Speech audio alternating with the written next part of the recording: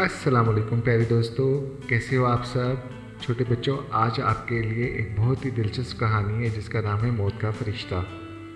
ये उन लोगों के लिए है जो अल्लाह ताला पर यकीन नहीं रखते, लेकिन हम सब अल्लाह ताला पर यकीन रखते हैं। तो चलिए ये पढ़ते हैं कहानी। ये तुम कैसी बातें करती हो रज़िया बेगम, मैं नहीं मानता इन बातों को। ये सब किस्से कहानियाँ हैं। जिन बातों को मेरा दिल ही नहीं मानता, मैं कैसे उन बातों को मान लूँ। तौबा मेरी या अल्लाह तौबा। आप क्या कह रहे हैं? मैंने 1000 दफ़ा आपको समझाया है कि ऐसी उल्टी सीधी बातें मत किया करें, अल्लाह ताला के कहर से डरे। बेगम, मेरा नाम सेठ वक़ार है। सेठ वक़ार। मेरे पास क्या नहीं है? सब कुछ है, बंगला, गाड़ियाँ, बेशुमार दौलत, वो सब कुछ जो इंसान को चाहिए होता है। लेकिन ये सब कुछ मुझे कहाँ से मिला? मेहनत से। मैंने दिन रात मेहनत की और आज मेरे पास सब कुछ है। ये मुझे किसी ने दिया नहीं, मैंने खुद हासिल किया है। किसी खुदा ने ऊपर से नहीं फेंका। हर वक्त खुदा खुदा करती रहती हो। कहाँ है खुदा? दिखाओ मुझे। अगर खुदा है तो वो नज़र नहीं आ रहा। मैं नहीं मानता ऐसे खुदा को जो नज़र ही ना आए। तो फिर मैं ये कैसे मान लूँ कि मौत का फरिश्ता मौत देता है, इंसान की रूह कब्ज़ करता है और किसी को नज़र भी नहीं आता। मैं नहीं यकीन रखता ऐसी बातों पर। अच्छा, बातें छोड़ें। ठीक है, नाश्ता तो कर लें। आप तो पढ़े लिखे जाहिल हैं। मेरे तो सर में दर्द होने लगा है आपको समझा समझा कर। अरे तुम मेरे साथ अपना दिमाग लड़ाया करो, तो तुम्हें तो पता है कि जीत किसकी होती है। अच्छा, मैं ऑफिस जा रहा हूँ। ये कहकर वक़ार टिश्यू पेपर से मुंह साफ करता हुआ बाहर की तरफ चला गया। या मेरे खुदा, इस कम अकल इंसान को हदायत दे दे।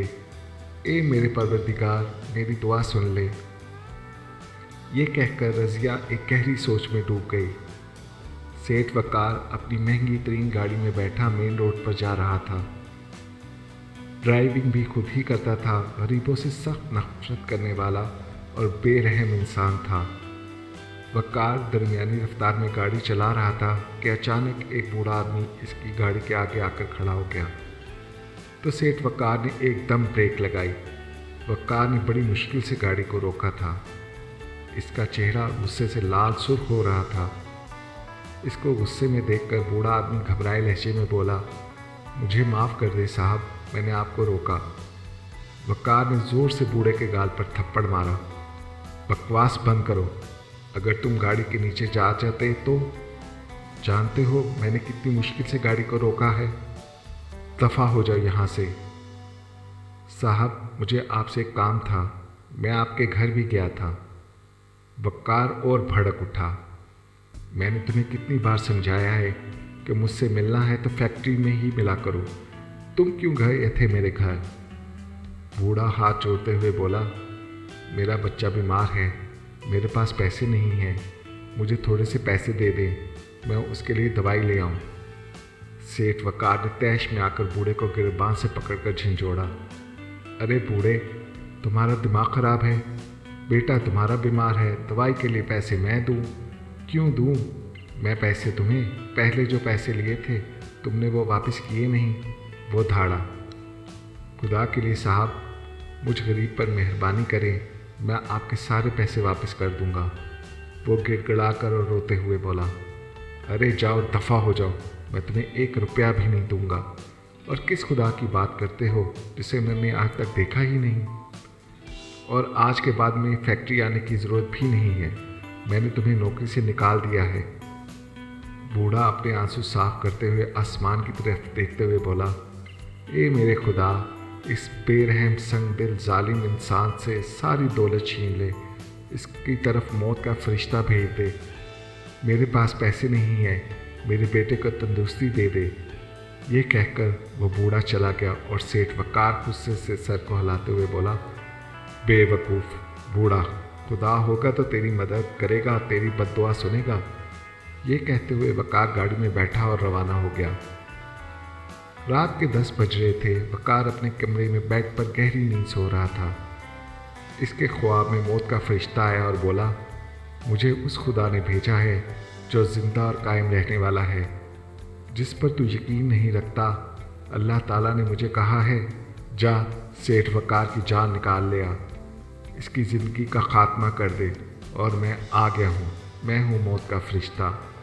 आज तेरी जान लेकर ही जाऊँगा। तूने बहुत बड़े बड़े गुनाह किए हैं।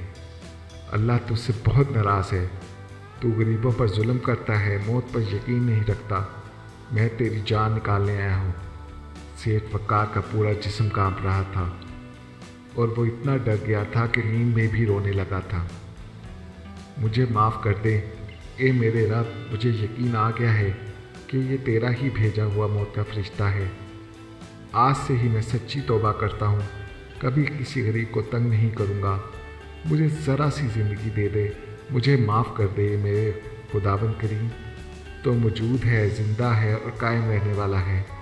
मुझे यकीन आ गया है कि खुदा सच्चा है और वो हमारे ऊपर है, आसमानों पर। जा, तुझे मोहलत दी।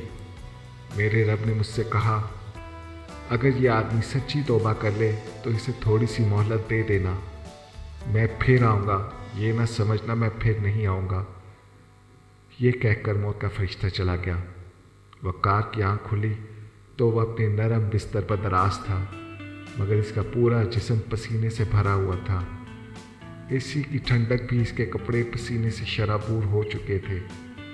इसको एहसास हो गया था कि वो गलत था और दुनिया बनाने वाले ने इसको बता दिया था कि वो ही खालिक व मालिक है और वही उसकी जान का मालिक भी। जब चाहे तरक्की दे और जब चाहे जान ले ले और जब चाहे आसमानों से नीचे गिरा दे। सेठ वक़ार ने सच्चे दिल से तौबा की और अहद किया कि वो अब कभी भी अपने रब की नाफरमानी नहीं करेगा। रात के इस पहर जब मैनेजर साहब ने अपने सेल फ़ोन पर सेठ वक़ार का नंबर देखा तो वो शदीद हैरान हो गया। या अल्लाह खैर, कहते हुए इसने यस का बटन दबा दिया। जी सर, हुक्म करें। साबिर साहब, हमारी फैक्ट्री में जो बूढ़ा वर्कर है ना, इसको मैंने आज ही निकाला था। इसको वापस रख लें और इसके बच्चे के इलाज के लिए जो रकम चाहिए वो उसे दे दें, सुबह मेरे आने से पहले पहले। बाकी बातें फैक्ट्री में आकर करूँगा। मैनेजर साहब हैरान फ़ोन थामे खड़े थे और सेठ वक़ार ने इत्मीनान के साथ सर को सरहाने पर रख दिया। अब उनके दिल में बहुत इत्मीनान था। अल्लाह ताला हम सबको भी नेकी की हिदायत करे और अच्छे राह पर चलने की तौफीक अता फरमाए। अगर प्यारे बच्चों आपको ये कहानी पसंद आई हो तो प्लीज़ कमेंट बॉक्स में ज़रूर लिखिएगा। शुक्रिया, अपना ढेर सारा ख्याल रखिए। अल्लाह हाफिज़।